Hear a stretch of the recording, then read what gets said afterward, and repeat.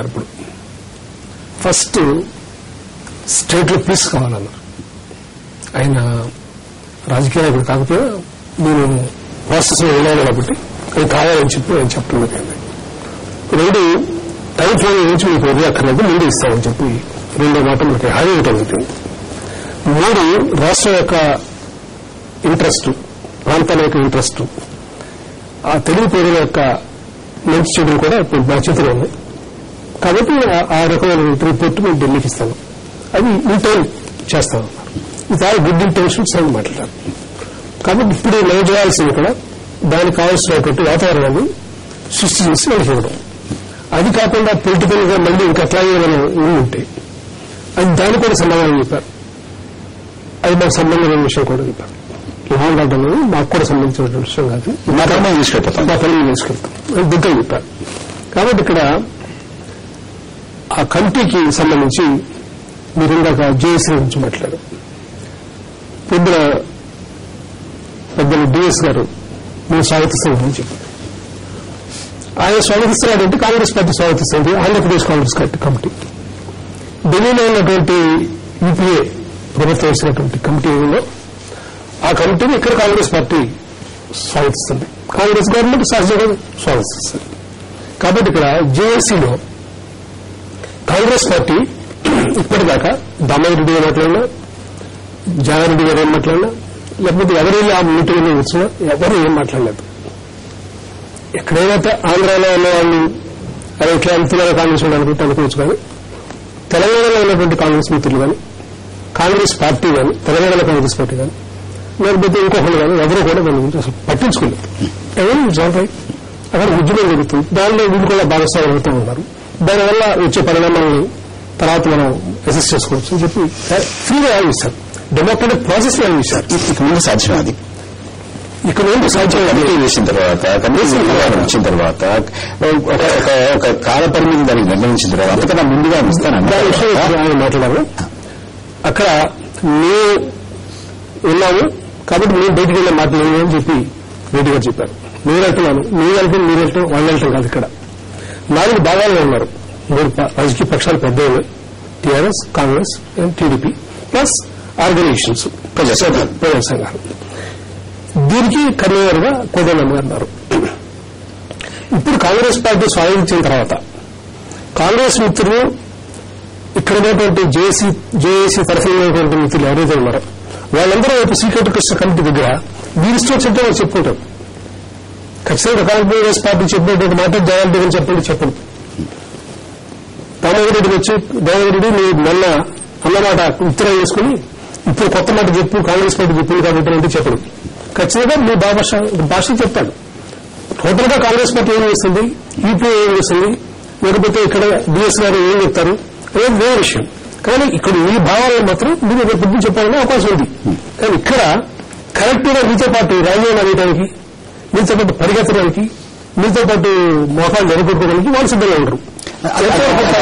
అంటే ఒక మాట చెప్పాలంటే కాంగ్రెస్ తెలంగాణ నాయకులు జేఏసీలో కొనసాగడం అనేది, జేఏసీ మాట కట్టుబడి ఉండడం అనేది మీ దృష్టిలో సాధ్యం కాకపోవచ్చు అంటారు. ఎంతలో సాధ్యమైంది? ఇప్పుడు ఆ కమిటీని తెచ్చే వరకు సాధ్యమైంది. మనకి రాజనీతి శాస్త్ర ఆచార్యులు, రాజకీయ విశ్లేషకులు ప్రొఫెసర్ హరగోపాల్ మనతో ఫోన్ లైన్ లో మాట్లాడడానికి అందుబాటులోకి వచ్చారు. ఆయన జైపూర్ లో ఉన్నారు. ప్రొఫెసర్ హరగోపాల్ గారు నమస్కారం అండి. నమస్కారం ప్రొఫెసర్ గారు. హరగోపాల్ గారు, జస్టిస్ శ్రీకృష్ణ కమిటీ తొలి సమావేశం వారు జరిగింది. గడువు కన్నా ముందుగానే రిపోర్ట్ ఇచ్చేస్తామని చెప్పారు, అందరికీ అందుబాటులో ఉంటామని చెప్పారు. అన్ని కోణాల నుంచి మేము విషయాన్ని మాకు ఇచ్చినటువంటి దాన్ని విశ్లేషిస్తామని చెప్పారు. ఒకటి ఇక్కడ హైదరాబాద్ లో జేఏసీ సమావేశం అవుతోంది. కాంగ్రెస్ పార్టీ జేఏసీ సమావేశానికి గైర్హాజరైంది. వాళ్ళంతా వేరే సమావేశం పెట్టుకుని ఏం చేయాలి ఏంటని ఆలోచిస్తున్నారు. రేపు తెరాస ఏమైనా సరే ఇవాళ ఏ నిర్ణయం తీసుకున్నా మిగతా వాళ్ళు వచ్చినా రాకపోయినా మేము మాత్రం రాజీనామా చేసి ముందుకు వెళ్ళిపోతామని అంటున్నారు. జేఏసీ పరిస్థితి ఎలా ఉండబోతోంది అనేటువంటిది మీ అంచనా? అంటే తెరాస జేఏసీని దాటి ముందుకు వెళితే కాంగ్రెస్ పార్టీ మీద దాని ప్రభావం ఎలా ఉంటుంది? కాంగ్రెస్ పార్టీ వైఖరి జేఏసీ గురించి, రాజీనామాల గురించి ఎలా ఉండే అవకాశం ఉంది? ఒకవేళ కాంగ్రెస్ పార్టీ ఒక నిర్ణయం తీసుకుంటే దాని ప్రభావం తెలుగుదేశం పార్టీ మీద ఎలా ఉండే అవకాశం ఉంది?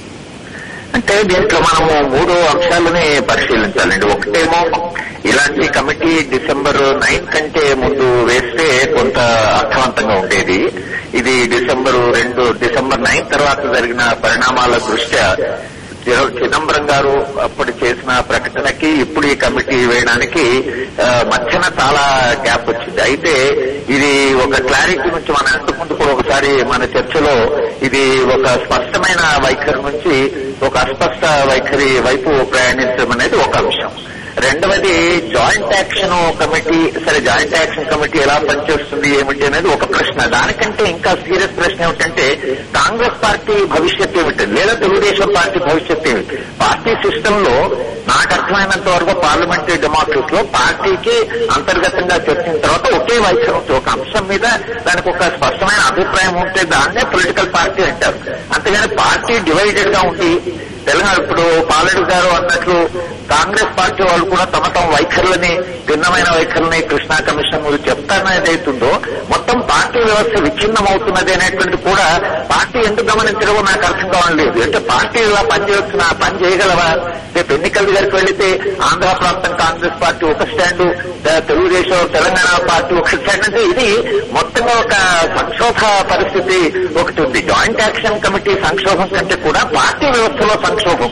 ఇప్పుడు కాంగ్రెస్ పార్టీ వాళ్ళు రిజైన్ చేయరనుకోండి, తెలుగుదేశం వాళ్ళు చిన్నగా ఒక చిన్న చిక్కుముడి పెట్టి వాళ్ళు రిజైన్ చేస్తే మేము చేస్తాము అని వాళ్ళు తప్పించుకుంటూ పోతున్నారు. కానీ తెలుగుదేశం పార్టీ కూడా ఆలోచించవలసింది ఏంటంటే, నిజానికి నేను మొదటి నుంచి ఒక మాట చెప్తున్నాను, తెలుగుదేశం పార్టీ స్పష్టంగా సమైక్యాంధ్ర అనేటువంటి నినాదాన్ని తీసుకుంటే ఆంధ్ర రాష్ట్ర రాజకీయాలు చాలా మేలు జరిగేది. ఎందుకంటే పోలరైజ్ అయ్యేది.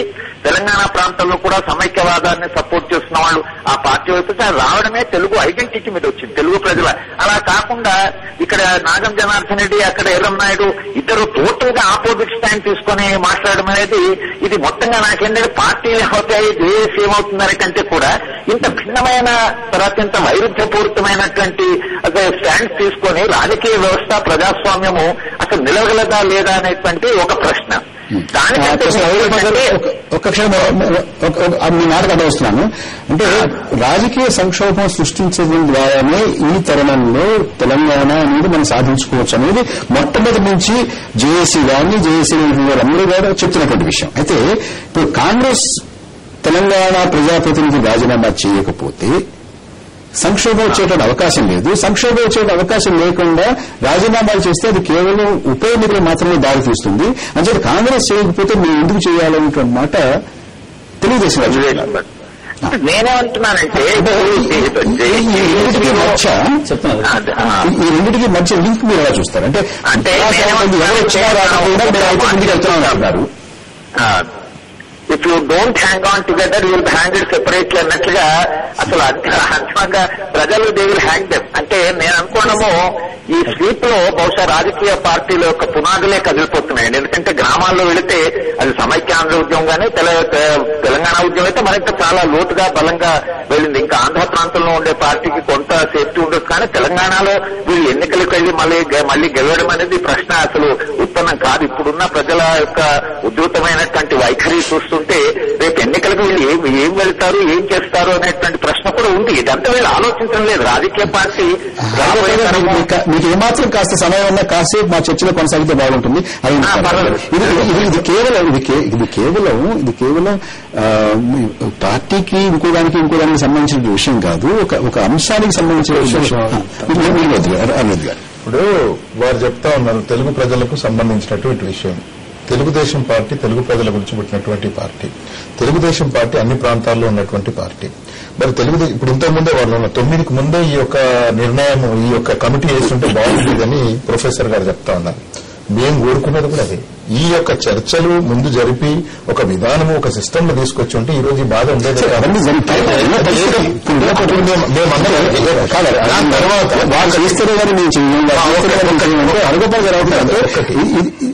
తర్వాత రాజకీయంగా ఎన్నికల్లో రేపొద్దున భారీగా మీరు నష్టపోతారని చెప్తారు. నష్టపోయే సమస్య ఉండదండి. ఎందుకంటే రాజకీయ పార్టీ రాజకీయాలు చేయడానికి ఉంటుంది తప్పితే ఇప్పుడు ఈ ముంగటి పార్టీ రాజకీయం చేస్తా ఉంది. కాంగ్రెస్ పార్టీ నిర్ణయం ఇచ్చింది. కాంగ్రెస్ పార్టీ నిర్ణయం ఇచ్చిన తర్వాత వాళ్ళ ఎంపీలు డివైడ్ అయిపోయారు. వాళ్ళు అక్కడ ఆంధ్ర ప్రాంతంలో రాజగోపాల్ గారు, ఇక్కడ జేసీ దివాకర్ రెడ్డి గారు రిజైన్ చేసేస్తారు. ఇక్కడ వీళ్ళు జానారెడ్డి గారు వచ్చి జేసీ పెడతారు. ఇంకో దామోదర్ రెడ్డి గారు వచ్చి ఇక్కడ కూర్చుంటారు. హరిగోపాల్ గారు మొదటి ఈ కేంద్రంలో రాష్ట్రంలో ఉన్నటువంటి పార్టీ ఆ విధంగా చేస్తుంది. కాంగ్రెస్ ఏం